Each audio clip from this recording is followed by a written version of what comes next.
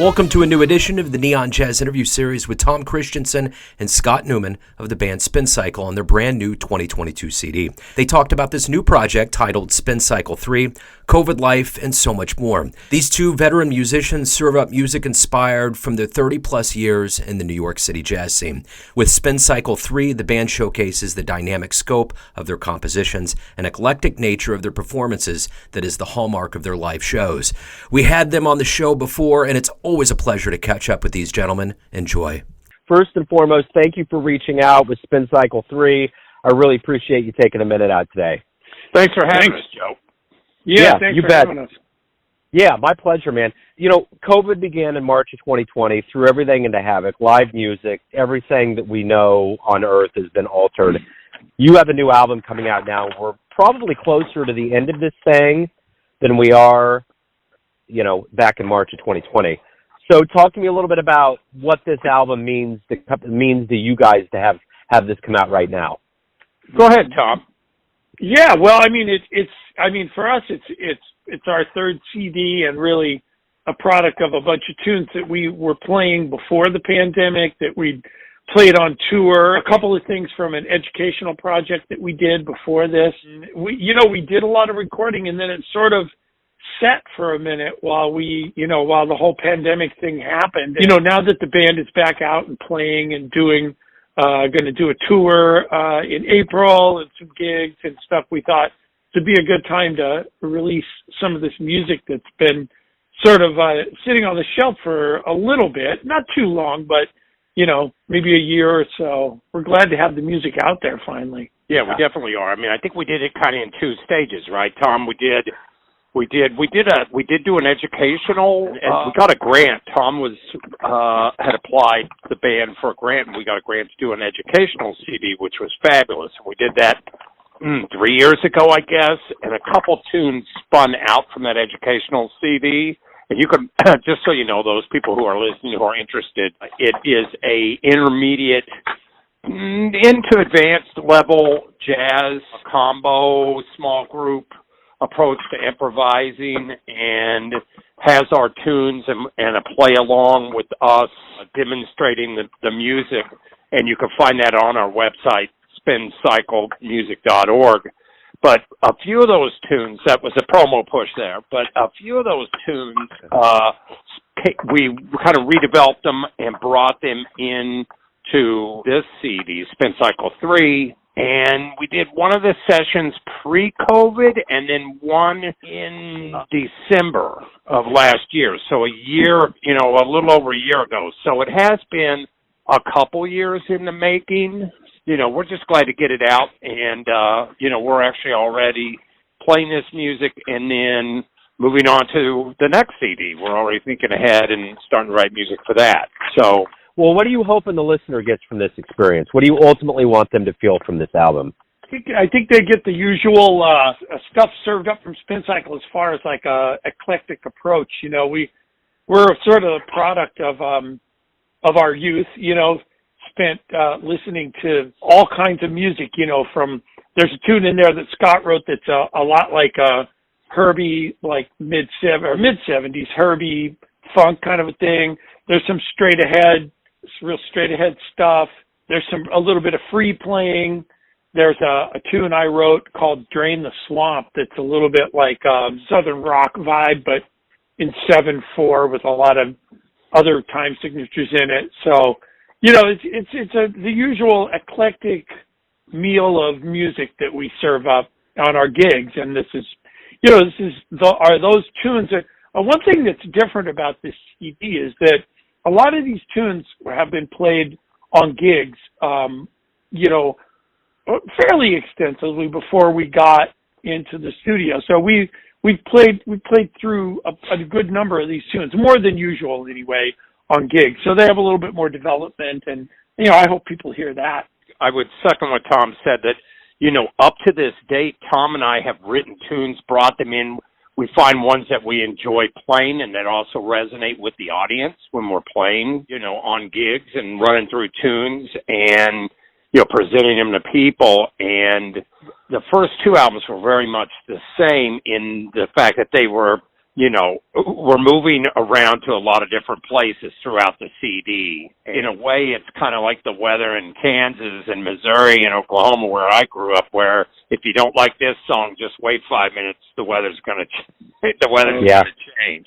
Like Tom said, we have the CD opens with like a really kind of fast staccato, like modal extended blues with a lot of counter rhythms in it, and fiery solos from Tom and Pete McCann, who's the guitarist in the band, and Phil Palumbi is playing bass. Of course, he's been in the band for 7 years. It's just, we've been intact throughout COVID, which is great, and did a couple live stream concerts too. But then there's funky stuff there, like Tom said. There's some free playing, some ethereal kind of pieces, and even some hymn-like stuff that's maybe more in a Coltrane, Pharoah Sanders-y kind of vibe. One of the tunes called Longing that I wrote is coming from that point of view. So it is a product of what we grew up with too, that era of jazz, and also, beyond that, fusion music and rock and our influences there. So we hope that's what the listener gets from it. So, the one thing about this COVID time is there's been the quarantine and the self-isolation. What did you guys learn about yourselves as a band during this time? Anything that you didn't realize before that's just going to make you stronger as you reemerge, promote a new album, make another album? Great question. For us, some of it was more writing. One of the things that we learned is to keep, one of the most important things, I think, for all artists and everybody in life in general, is to keep the ball moving down the field, is to have momentum, and try not, as horribly sad as especially the first year of COVID was to still keep the momentum going. And Tom and I were still rewriting tunes. One of the sessions fell in the middle. We were both doing some, recording as well, and basically trying to keep not only the creative juices flowing and working on the music, but also thinking about what we want to do for the next album after this, and start working on that. So that's along a spin cycle things. That's musically, that was one of the things. From a business standpoint, Tom and I are excited to say that with our label Sound Footing Records, that we're, for the first time, we've taken publicity for this third CD under our own wing, and we are pursuing press and radio and, yourself and everybody to do our own publicity, and we're learning a lot, and we're right in the middle of it. So super exciting for us, and a lot of work, but, like so many things in life, when it's dedicated to what you do, it feels really great, because it's a work that's about us and for the people, and us getting our art out there. So, those are some of the things that we planned on doing and kind of prepped for during COVID too. So I don't know, Tom, anything you want to add to that? No, that's great. That's basically right. I think a lot of people struggle with ways to stay busy during the pandemic, and like, for me, it was a lot of different things, of like making sure I was playing pretty much every day. Got into playing some drums. I got into playing I got some electronic effects, and I got an EWI, and I wrote a lot of music. So I kind of just, tried to keep interested that way when there really was no outlet for playing in public. And then I gradually started doing sessions and playing with people and so forth. But yeah, hopefully some of that stuff seeps into our band a little down the line, So yeah, just trying to stay artistically alive during that weird time. Yeah, I think that's been kind of the name of the game. And, you guys were talking about doing some live stuff, which from my end of things here, I've done lots and lots of interviews since this began in March of 2020, and there just wasn't a lot going on for a while. And this whole thing's undulated because of these variants. And it's like, all right, here the vaccines are. things are opening up. Well, sorry, Delta's coming in, and then, we kind of get rid of that, and then we get the booster, and then things open up, and then now we have this Omicron. So I guess my question to you is, you've had the chance now to kind of play some shows and see the people out in the crowd. But more than that, holistically, when we do return more in earnest, because musicians and artists have been away longer than anybody else. While all these football stadiums are full of people, the artists have largely been away from everything. So what do you hope we all realize collectively about the power of live music when we do return in earnest? It's really great to hear live music. I remember going out to Smalls to hear them. It was the first time I'd been out since actually, that wasn't the first time. That was the second time. The first time I went to some an outdoor concert, and man, it just felt so good and so human to hear live music, to see and hear people doing it, and I hope one thing people take away is to not take it for granted any longer or at all, that is a part of our lives. It's really a huge blessing. And so to be able to go out to a live concert and hear people create music right there in front of you is like something to not to be taken for granted. And I hope that's one thing that people take away from this. The other side of it is there's the whole live streaming and all that kind of business, and that grew, and that's like another outlet, another way to get your music out there and for people to hear you. So, I hope that grows alongside live music coming back, because we're doing a gig in New York in a couple months at Soapbox Gallery, which is a live streaming place. It's March 31st, I think. And so that's, that kind of thing wasn't around before COVID. And so hopefully that kind of thing might stick with us, Yeah, I think it's also geographically where you are. Just with COVID, I found that even during the pandemic, the early part, I'm lucky enough to have a getaway place in the Catskills Mountains, about 150 miles north of here. And we spent probably 8 months up there from about May till winter was really kicking in, till around Christmas time up there in 2020. Things were, geographically where you're at, things were more open up there. So I was able to work up there, and it was nice. I started to mix with people. And I guess one of the things that I guess this is leading to is just one of the things, I'm hoping that the people, right now, there's a large percentage of people who are still fearful about going out and going into places, and rightfully so. But hopefully that the power that people will realize the importance of music and art and not live in a place of fear eventually to reconnect with art. There's what I'm finding is there's certain shows that younger people are, and rightfully so, feel less vulnerable than older people who are more compromised. And there are certain music scenes, whether it's philharmonic, opera, certain jazz scenes that attract to an older crowd, that I hope, the audience bases regain the confidence, and, that we can get through this pandemic, that, those older audience bases also can come out comfortably again to all kinds of shows, from jazz to philharmonic to opera to all that.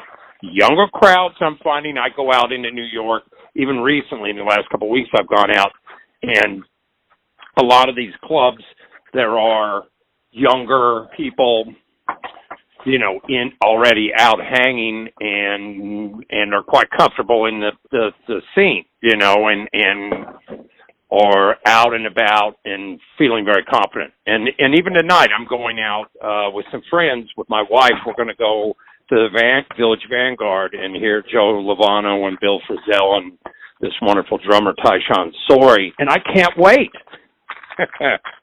So, yeah. I just help people, I guess the point is like Tom's saying, people can read those people. My concerns are the people that are still fearful I understand. Hopefully, Omicron's everything's gonna eventually phase out variant-wise.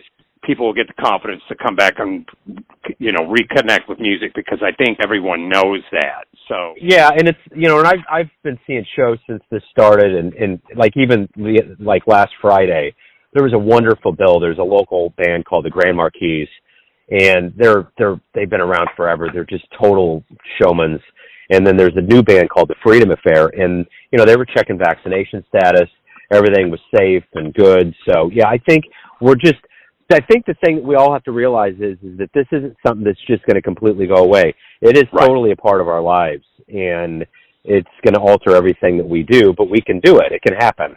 So I agree. And it's just going to get safer, and, hopefully, I think it's just going to take still another, this summer will be interesting, just to see how the festivals do coming back and things like that, beyond just the club scene, like you said, you have huge football games. Now you see the Live Nation and the Arena Rock shows starting to come back, and it's going to be interesting to see, how we slide back into, I hope it's wholeheartedly and everybody comes back, and, that any variants that do happen from here are just a lighter and lighter strain, because I agree with you, Joe. I think it's here to stay for a while till it phases itself out. Yeah, we can only keep our fingers crossed, but the nature of a virus is to survive. So hopefully it just does get weaker, Right. That's definitely the hope. But it's wonderful to hear that all of you cats are putting music out. It's so great to hear that there's hope on the horizon, and we're getting closer to being done with winter. Things are going to warm up, and hopefully there's a revival and we get back to it. So I agree. Good luck with the album and the live shows that are coming up. So talk a little bit about where people can get the album and maybe what they could look forward to on your itinerary as we move forward in this year. Scott and I actually co-lead the band, but we sort of sometimes have areas of expertise. So one of us will do one thing, another do another. But Scott's been great about getting us hooked up with some of the online things. But I know, first of all, if you want a CD, you can come to one of our gigs. That would be great. And we'll sell it to you right there. But you can order it on our website. There's a store page on our website, but it's also available through CD Baby, and it's on all of the streaming services, I think. But Scott can correct me on that. Sure, Tom. Our website is spincyclemusic.org. You can always get a CD from there. And that's about the only place where I believe the educational CD is at. The CD will be up for public sale and streaming on April 6th on Apple Music and on CD Baby and on AmazonMusic.com, and you'll be able to find it, purchase it, buy it as of April 6th is the release date. And then we do have a tour. I know Kansas City, there's a lot of people listening across the country, but our tour, if you're in upstate New York, is our CD release, and you can watch this show on March 31st. The venue is called Soapbox Gallery. It's in Brooklyn, New York. A beautiful sculptor named Jimmy Greenfield turned his sculpting studio into a performance space, and he also bought a very elaborate camera and audio setup, and he's been having artists over now since pretty close, probably almost 2 years now. Not really. After COVID got started, probably started this in the summer of 2020, fall of 2020, started having bands. But we'll be at Soapbox Gallery on March 31st at 8 o'clock. That'd be about a 1-hour performance. That's our in-town CD release. There is a live audience there too now. It used to not be. And then we'll be in Rochester, New York at the Bop Shop on April 8th. April 9th, we're playing in Utica. There's a really cool art gallery there called The Other Side. And then we're going over and playing in Amherst on Sunday afternoon at Amherst College on Sunday, April 10th. And then after that, we are looking to probably play more in the Hudson Valley. We've got some gigs on the burner now for playing in May and June in the Hudson Valley. So that's where you can find us live, and then you can find the music, the new CD, Spin Cycle 3, online beginning April 6th at your normal Apple Music, Spotify, Amazon sources. Scott, Tom, thank you for taking a minute out on behalf of the band. Good luck with the album and the touring. And again, I appreciate you reaching out. Joe, we always appreciate it and appreciate everything you do with Neon Jazz. So thank you so much. Yeah, My thank pleasure. you so much, Joe. Thanks for listening and tuning in to another Neon Jazz interview, where we give you a bit of insight into the finest cats in New York City, Kansas City, and spots all over the world, giving fans all that jazz. And thanks to Tom and Scott for their time, music, and story. If you want to hear more interviews, go to Famous Interviews with Joe Domino in the iTunes Store. Visit neonjazz at youtube.com, and for everything Neon Jazz all the time, go to the neonjazz.blogspot.com. Until next time, enjoy the jazz, my friends.